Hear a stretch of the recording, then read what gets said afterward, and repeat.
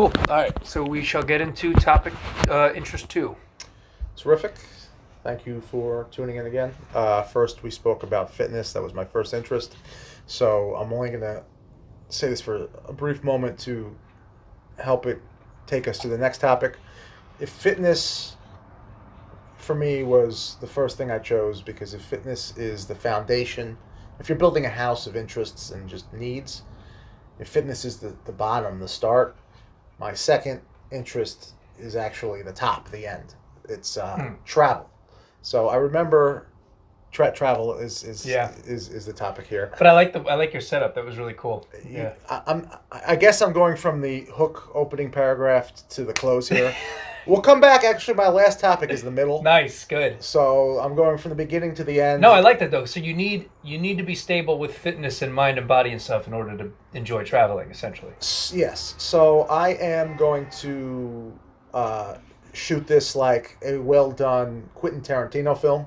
Just like you write the movie and then you chop it up and just throw it at people. Here's the middle. Here's the end. There's the start. Finally, when you watch it all, you're like, ah! But while it's happening, you're like, oh, what the? So I started this at the beginning, but instead of taking you through the journey, here's the conclusion. This is Inception, man. So, yes, I remember hearing about it as early as high school or before, but I had a psychology class to start off college as part of like the general studies towards your first, second year when I was getting my associates.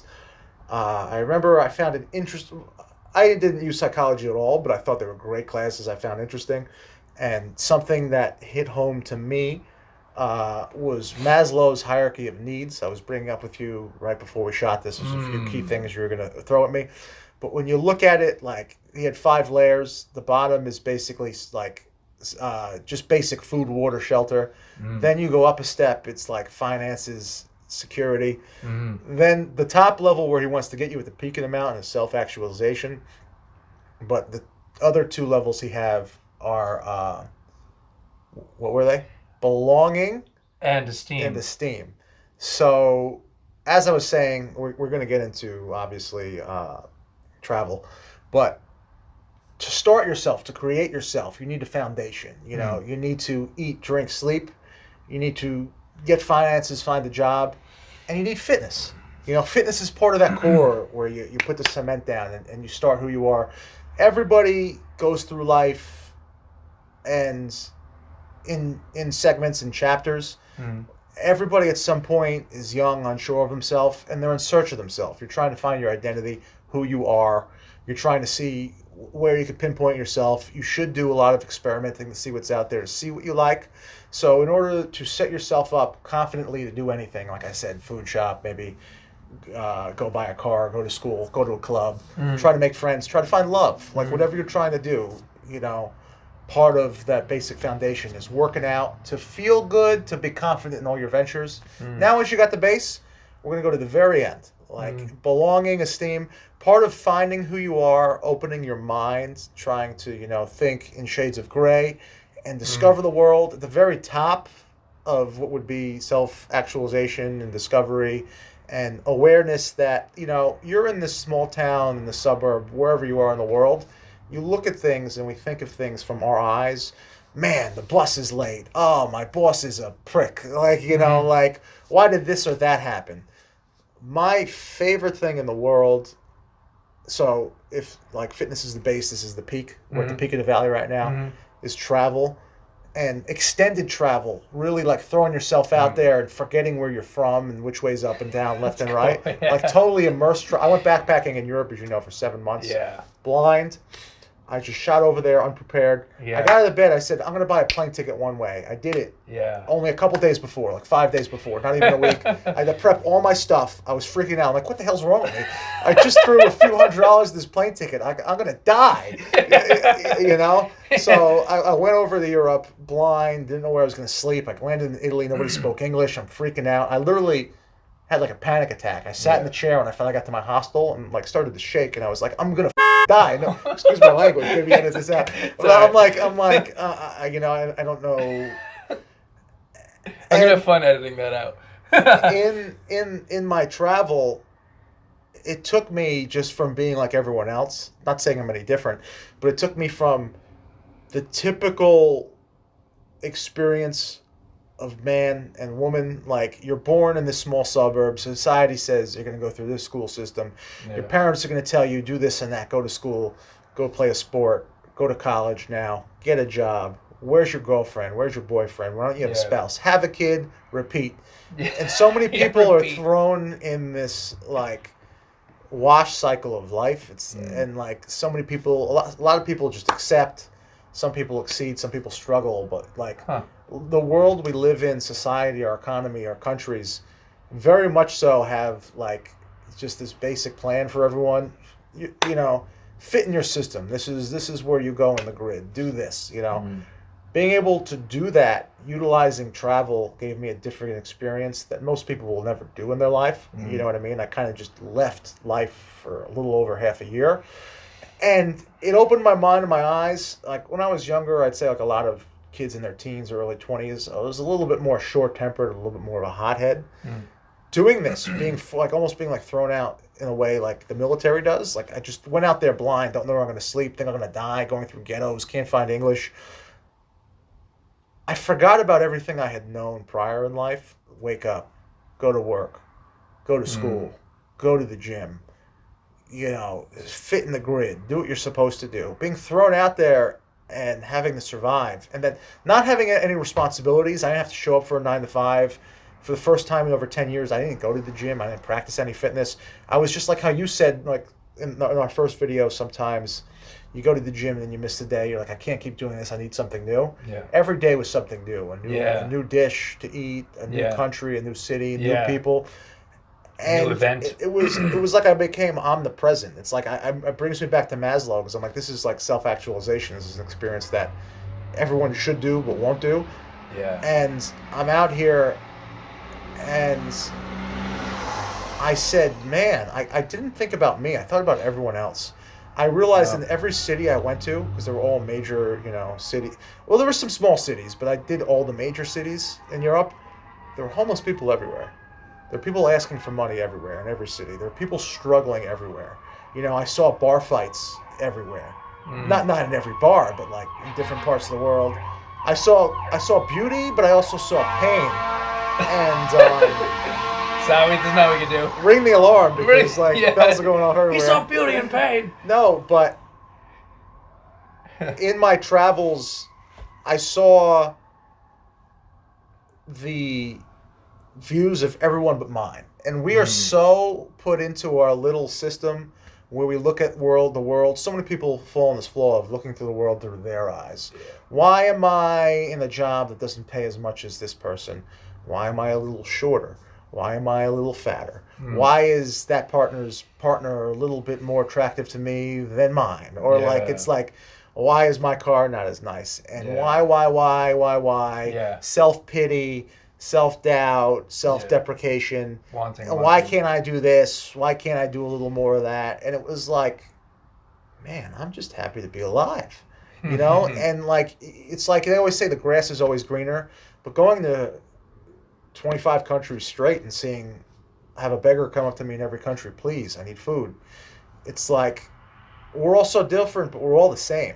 You know, we all go through peaks and valleys, and I looked at different economic climates. You know, I went to Germany and the UK, doing very well. I mean, I didn't go to Latin America or a poorer place, but Italy's not doing the best, you know? Like I went to some places. You did go to some parts of Eastern Europe. I went to Eastern Europe. I went to Bosnia and I was there. I should know it. Herzegovina. They had a genocide in the early 90s that was... So when I had both of my grandfathers fought in World War II. Yeah. World War II was a great peak of interest for me. I wanted to go to Europe and potentially meet survivors, Holocaust survivors, maybe German soldiers who were Nazis, and interview them. But I know because of my age, it's not really a thing. You know, this is 80 years later. Some are still alive, but they're probably so old they might not still be with it. I mean, who am I going to find that wants to share a story at 90? Yeah. Fast forward, I get there 2017. I met people who were in Bosnia in the early 90s when the war and the genocide happened. This is, 25 years later, 30 years later. And so they had a genocide in the 90s? Is what you're saying? Yes. Okay. And I met I don't want to get into it here because this is a whole nother video for another day. Okay.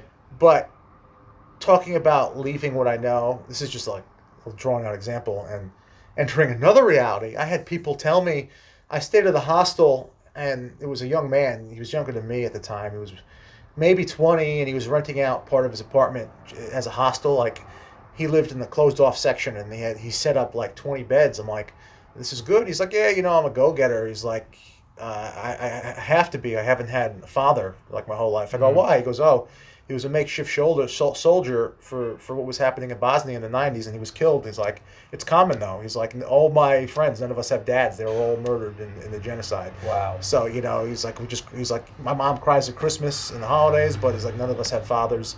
And I was like, wow. And he's like, yeah. And he's like, we're poor. Yeah. He's like, we're a poor country, man. He's like, I do all this and I get enough to keep my heat on and buy some groceries. My friends who are really smart, they all go to Germany. They all do construction. They make minimum wage there, and they come back here and live like kings. They all come back here and buy Beamers on the German currency coming over to Bosnia. Yeah. So I met. They have the euro, right, in Germany. So yeah, they come back with that. Yeah.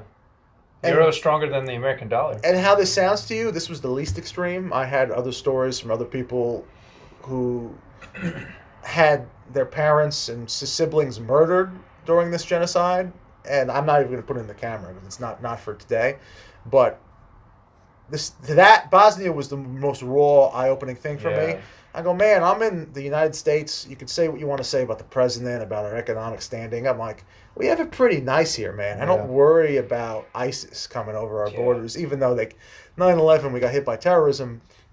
But it's not a common occurrence, though. We're more likely to, attack ourselves, like school shootings. Again, this is kind of deep, and this could be a different video. Yeah. But I was put out there in this, like I experienced all these things, and like my mind opened, and I'm like, man, being 15 minutes, and everywhere I went, the two most prevalent things. What do you think about Trump? And New Jersey, the Jersey Shore.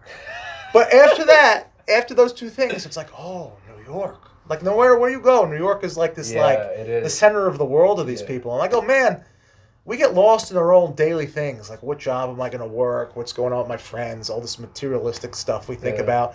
But I'm like, we're outside the biggest market in the world. We're right outside New York City. People can't believe, like, oh, a New Yorker, your accent. I've always wanted to meet an American or a New Yorker, I heard, from people who have never, there's 360 million of us. There's so many people who have never met an American. When I was in Amsterdam, a Turkish guy was like the same thing. He was like, oh, you're American. And he wanted to talk about all these movies and films and it wasn't just American. It was New York. Yeah. It's not like I'm from Indiana. Like, that's New true. Jersey, we're 10 minutes from the city. Yeah. So in my travels, it just, in life, we're all going to have ups and downs. Like, you're going to have high highs and low lows, but it centered me. It gave me gravity. It made me say, be thankful for the things you have. And my mom always said, control the things you can control and accept to let go of the things you can't. And it's like, be grateful for what you have. There's going to be some stuff you're unhappy, uncomfortable, insecure about. Do your best to work on it and just try, And travel's my favorite thing because it's like, the hierarchy of needs, self-actualization, like even my third eye. I can't tell you, it changed me living this. I don't get as angry as I did in the past. I don't explode. I don't yell. As kids, especially, anybody could do this, but, two males, like as teens or early 20s, yell, they want a fist fight, Yeah. Not saying I was into that the most, but I mean, after this, it made me think, what's the point of fighting? It's like, it took me to travel, gave my life more than anything else. Obviously, working, making money, staying healthy, your family, your friends, are all foundational pieces we all have. Yeah. But it took me out of my world into another one and made me appreciate where I can't come from and made me see the follies of others. Yeah. And, obviously the upside too, but travel is definitely a foundational piece of who I am. It's something I've done a lot of, and it's something I want to continue doing. And in this same breath, I speak culture. I love culture. Yeah. I love the things that make us different. Yeah. I don't want to walk in like align with guys that look and talk just like me. Yeah. I love going different creeds, different cultures, different people, different foods, different viewpoints, Yeah. different, desires, Languages even, different languages, everything. I want to see what makes us all different, and I want to travel the whole world. And it's, I think, a beautiful thing. Yeah, I agree, man. You and I have done some traveling together, but I think your huge 7-month journey was just the more you.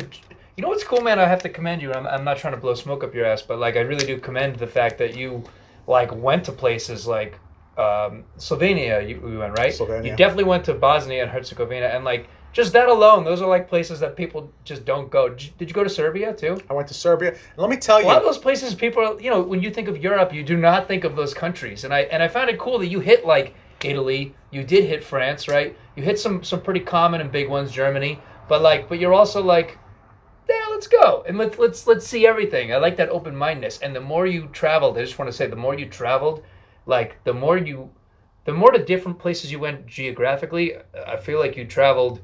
I mean, you could say this better than me, but like the more you traveled inside of yourself, I noticed a change in you. That's what it is. It sparked some things and changed you a little bit. Life is yin and yang, up and down, left and right. The more you venture out is also the more you venture in. Yeah, all those hardships that you faced, those times when you walked on, on the beach and stuff. I'm not trying to give away too much, but you had some hardships, and that helped you. So like goods and bad. I went to the hospital a few times. There's like a few things like, but to your point, at the end of my trip, right after I got robbed, I was in Glasgow, Scotland.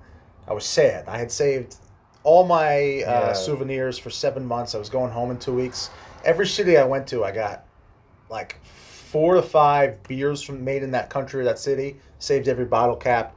A magnet from every city with a landscape photo, which were hard to find, of the city outline, and then a magnet of every main thing. Like in Rome, I got the Colosseum. Forget it. I had like 40 magnets just for Paris, like stuff from the Louvre. So I had 200 magnets. I saved every ticket stub. I went to the Louvre.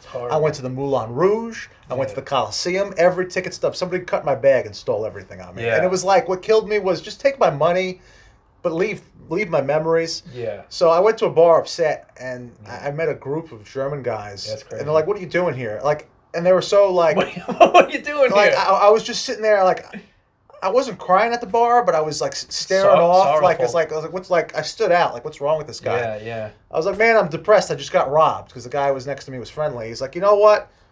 Because he was ordering for like a group of Germans. One more extra Jaeger and beer, like, and he brought me over. And then like it came up, "Oh, you guys are traveling." He's like, "You're traveling, you're Euro tripping," and he was like, he looked at me like, "Oh, you're traveling? Where'd you travel to?" Like questioning me. I started in order. I go, "Well, I hit Italy, and then I moved east before I came west this way. I hit Slovenia, Bosnia, we're Croatia, we're at the 2-minute mark, by the way. Serbia," and he goes,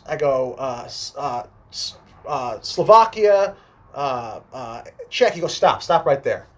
He cheers me. He goes, "You're on a real Euro trip." He goes, "You just named all those Eastern European countries." He's like, as you were saying, I don't need to hear anything more. You're really Euro tripping. You're not just some American coming to Paris. Yeah. He's like, exactly. He's like, that's a real Euro trip. You got places we don't go. Yes. So like, good. Yeah. You're right, good guy. It was an experience. Plus, I just gotta add, I love Europeans. They're so cool, man. I just love them. They're so nice and friendly. And, laid back. Yeah. They're all just like, they just want to have a good time. And they're like real people. Not to take away from Americans, but we have a minute left. I'm going to shoot this out quick. I met a woman born and raised in Brazil who moved to L.A., lived there, and I met her in Germany as a bartender. And she loved Germany. She ended up marrying a German man and having a kid with him. She said she loved Brazil. It was natural and real, similar to Europe. But Brazil's poor. She has money in Germany. Germany and U.S. both had money. But she goes, "I couldn't take the American culture, especially in L.A. It's so materialistic. Yeah. What job do you work? What car do you drive? What else can I flaunt?" She's like, Brazil and Europe, it's not like that. It's like people do their own thing. Yeah. Europe and America, they have the money and lifestyle, but she's like, the materialistic thing I can't do. Yeah, they still have a separation that we don't seem to have. We have 30 seconds. Yeah, it's a good place to stop. All right, you want to say real quick? Like, really quick? If anybody has any questions on travel, contact Kenny. He'll contact me. We could talk, but I have a bunch of recommendations if people want to travel around. Hell yeah. And thanks for your time. Yeah. Great, thanks, and thank you for your time.